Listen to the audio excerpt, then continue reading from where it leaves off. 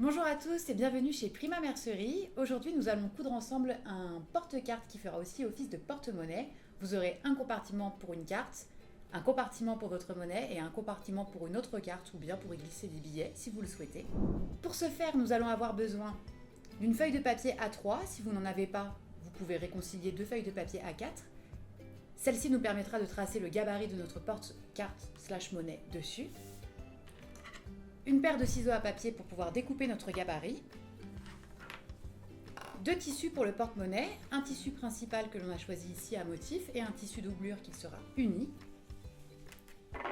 Une bobine de fil assortie, des ciseaux de couture, une boîte d'épingles, un retourne-angle, un stylo pour notre gabarit papier, une règle japonaise et un bouton pression pour fermer le porte-monnaie. Vous pouvez d'ailleurs retrouver au format PDF téléchargeable sur la boutique de Prima Mercerie le gabarit de ce porte-monnaie si vous souhaitez le réaliser chez vous. Vous allez donc commencer par tracer une ligne de 32 cm qui sera la base de notre gabarit, puis de chaque côté une ligne de 16 cm et demi de hauteur. Ici une ligne de 10 cm.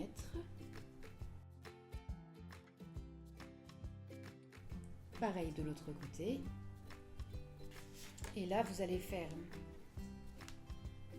un autre rectangle par-dessus qui lui fera 6 cm de hauteur et donc 12 cm de long.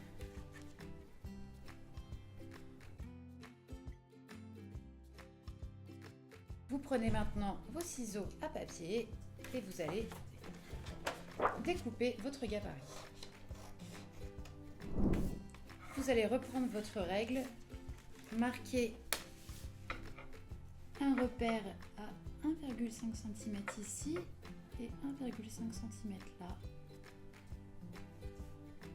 Faites pareil de l'autre côté.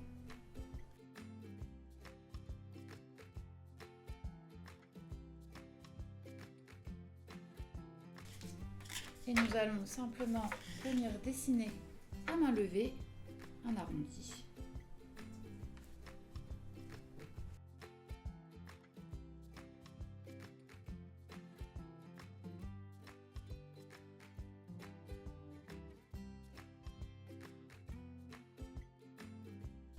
Notre gabarit est désormais prêt. Nous allons maintenant pouvoir l'épingler à notre tissu principal et venir découper tout autour du tissu.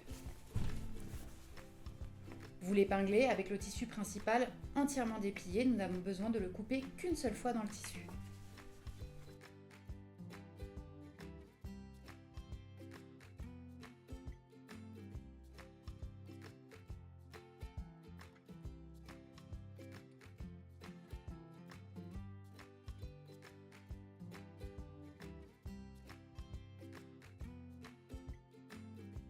Une fois que c'est découpé dans le tissu principal, vous allez également venir découper la même chose dans votre tissu doublure.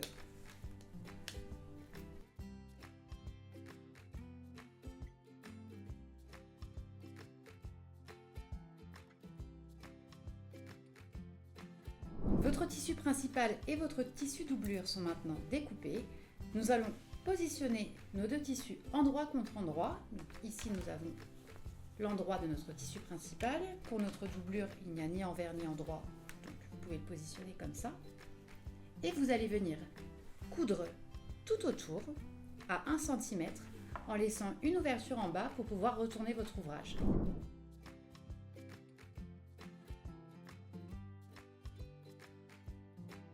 Nous allons donc coudre à 1 cm au point droit sous la machine à coudre.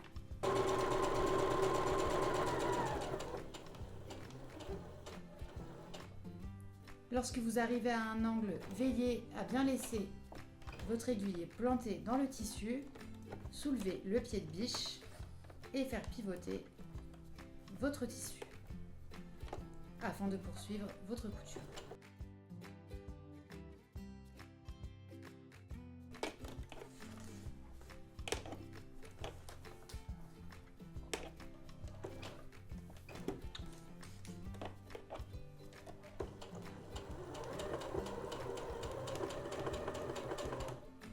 pareil dans les arrondis, n'hésitez pas à soulever légèrement votre pied et vous repositionner pour pouvoir suivre l'arrondi du tissu.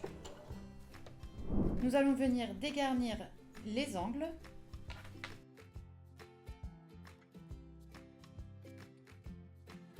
Ainsi que les marges de couture de nos arrondis.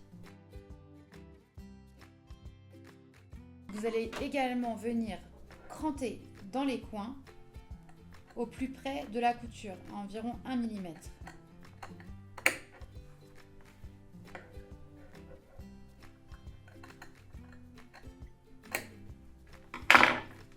Puis vous allez retourner votre ouvrage grâce à l'ouverture préalablement laissée.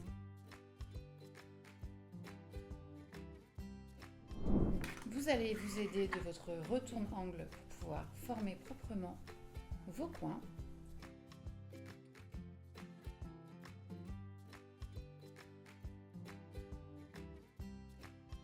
Nous allons maintenant repasser proprement en faisant rentrer les marges de couture qui n'ont pas été cousues à l'intérieur et en faisant rouler les coutures avec vos doigts pour les aplatir au maximum.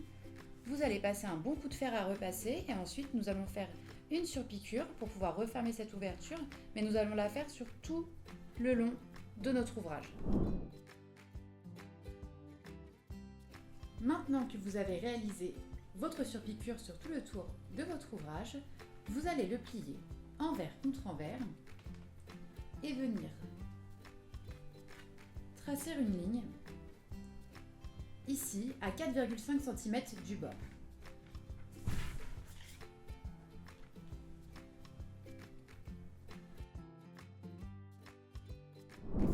Vous allez épingler et coudre sur la ligne que vous venez de tracer au point droit.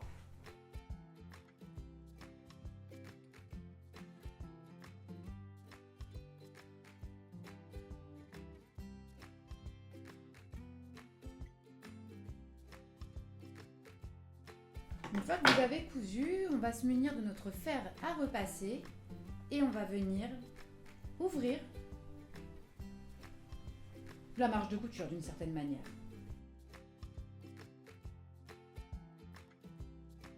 Une fois que vous avez bien repassé, vous allez replier votre porte-monnaie et vous allez attraper les deux bords libres ici, les épingler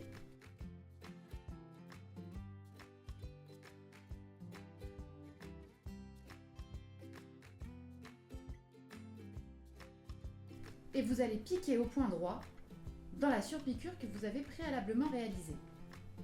Vous faites exactement la même chose pour les deux autres côtés.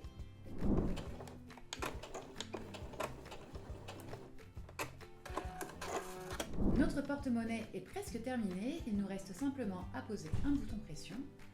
Pour ceci, nous allons utiliser les boutons pression à poser à la main, qui sont vraiment très pratiques. Vous avez simplement besoin d'un découvite pour pouvoir les poser.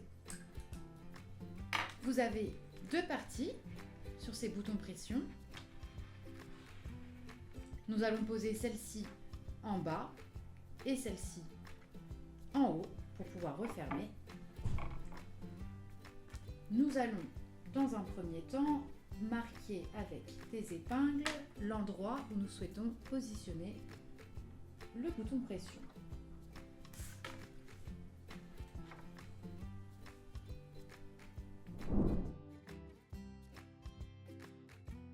Et on va faire passer la première partie du bouton pression dans le petit trou qu'on vient de créer. Vous allez ensuite clipser l'autre partie de l'autre côté. Et voilà, votre bouton pression est posé. C'était vraiment hyper rapide. Et votre porte-monnaie est désormais terminée.